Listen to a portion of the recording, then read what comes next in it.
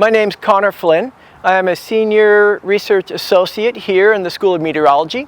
Right now I co-teach the capstone class with Dr. Edelman, and I have in the past taught astronomy, and I have taught physics labs. I'm primarily a physicist, and I have taught spectroscopy classes.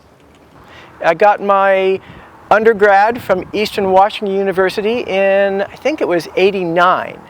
And then I went from there to a national lab for an internship. And then I went from there to the University of Idaho to study for a degree in atomic physics. The first thing that brought me to Oklahoma was actually working for the Department of Energy. We have a climate monitoring site up near Ponca City. The Department of Energy facility is Atmospheric Radiation Measurements. We usually call it ARM.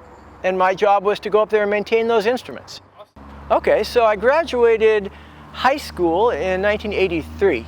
So what is that? That's not quite 40 years, but we're getting up there, right? And let's see, and I expected that I would go to a nearby college and just continue to plod along, but that's not at all what happened, actually. Instead, I got in a movie, and then I worked as a trucker. And after I did both of those jobs, then I decided I wanted to get back to school. I went to study physics. I got my undergrad from Eastern Washington University in, I think it was '89. And then I went from there to a national lab for an internship. And then I went from there to the University of Idaho to study for a degree in atomic physics. And I had no particular interest in atomic physics. Actually, I just wanted to teach physics. And I thought you just need to get your PhD to teach. So it didn't really matter to me whether it was atomic physics or any other kind of physics. But as soon as I finished up with my PhD there, I looked around for job openings, and I looked back at the national lab where I had interned. And so I went there and I told them I didn't want to work in weaponry or defense or anything like that. And they said, okay, good, we've got a job for you. So when they were introducing me around, they said, this is Connor Flynn and he's working with the ARM program. Well, I thought they meant arms. And I was like, no, I said, no arms. But then they said, no, it's atmospheric radiation measurements. And I was like, radiation? They said, don't worry, we're the good kind of radiation. So it's not nuclear radiation, it's solar radiation and infrared radiation. And the reason we studied that in the Department of Energy is because that's central to climate change, and it's really central to what governs the temperature on the surface of the Earth. So I went to that national lab, went for my postdoc there, and I expected after 3 years I would leave and go teach, but I just never left. I stayed there for 20 years and found out that I really like research and I really like measuring things about the atmosphere. And eventually, after 20 years there, one of my colleagues from NASA Ames took a position here, and he took a position as the director of meteorology. But interestingly, he's not a meteorologist. So they recruited him because of his strengths outside of meteorology. And that's exactly why he brought me in. When I started at the National Lab, there I was, an atmospheric or an atomic physicist. Really, my skills were hands-on use of the equipment. And at that point, it was mostly lasers, high vacuum, atom beams, molecular beams, stuff like that. Well, that's not what we're really dealing with when we're doing atmospheric research very much. Yes, maybe some lasers where you probe the atmosphere, but not that much of it is really tightly related. So what they started me doing was acting as, they call it a mentor. I'm a mentor for different instruments. I don't teach them. I don't lead them on to their future goals. Moreover, I'm mostly like a babysitter of these instruments. The instruments are remotely deployed, and my job then was to monitor them, make sure that their data quality was adequate, and if it wasn't, then I would have to take steps to fix it. Well, fortunately for me, they had a lot of cutting-edge instrumentation in the ARM program. Instrumentation that was not really available off the shelf, but was being built and designed by the top researchers in the country. As the Department of Energy mentor, my job then first meant to go to each of these research teams that built and designed these instruments and learned from them. So I really learned from the best in the best on each of these different instrument systems. So my primary research is involving components in the atmosphere called aerosols.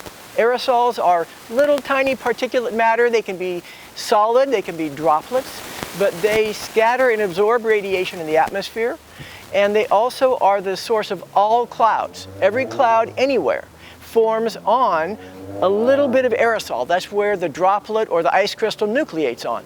And so aerosols are kind of on the margins of cloud research because they represent the underpinnings of clouds. And they're also involved with air quality research because when you inhale aerosols, that can have a negative effect on your health.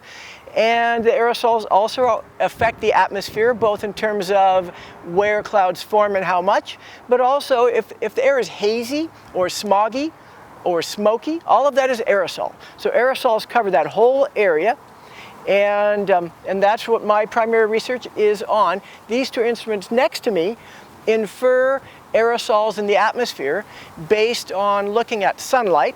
They can tell how much sunlight has been extinguished by the aerosol. They can also look at the skylight, and from skylight, they can infer even more properties of the aerosols. They can infer their sizes, they can infer how much is absorbing and scattering, and let's see. And so that's what these guys do. I'm getting some more that have more spectral capability. These each measure about 9 different wavelengths. And the other instrument I have that's not set up yet, but shortly will be, measures thousands of wavelengths, all the way from the ultraviolet through the visible in the infrared. I don't lead a research group. I kind of run my own group with the ARM instruments, and I also work directly under Dr. Redeman for satellite remote sensing retrievals. I work with Dr. Feng Xu for additional retrievals, and I also work with Dr. Marcela Salazar with aerosol sampling. So that kind of draws on my background from different areas, and it extends it a little bit further. My previous aerosol research wasn't on health as much, on air quality. It was on really the composition of the atmosphere. Dr. Salazar's work is with air quality, and aerosols are related to that, so I'm kind of broadening and at the same time bringing my experience base with me. I guess my advice for undergrad students would be twofold. One, enjoy your undergrad education. You know, don't just take only the courses you have to. Take courses that you want to, and sometimes you're going to find that you might even change course between one major and another based on interests that you developed you never even knew you had, right? So that's probably the first piece of advice I would have. And the other one is to be nimble. You might go into a field and who knows, for whatever reason, maybe the field turns away, maybe the economy turns down or something. And so you might need to branch out at that point. But that doesn't mean that the education you've already received will be for naught. You'll be able to take that background into other areas. So that's it. Take things that you like, not just want, and be nimble. For grad students, this is your time to really dedicate, actually, when you're in grad school. When you're an undergrad, you probably shouldn't focus so tightly, because partly you're still trying to find out what you want to do. But by the time you're a grad student, now you think you know what you want to do. Take the time now to capitalize on your comparative freedom. You probably have, whether you realize it or not, you probably have more liberty now to explore things than you ever will again. Once you become a researcher or a faculty member or a parent or a spouse, now your obligations are divided. When you are a research faculty, your obligations are not just to your interest, they're also to your university, they're also to your students. When you are the student with expertise, which is what you are as a grad student, you have an opportunity that may not come again unless you're prepared to go back to grad school, leave one career and go to another. I mean, you may do that, but for this time, take advantage of it. Be prepared to be disciplined, put some other things aside, and bear down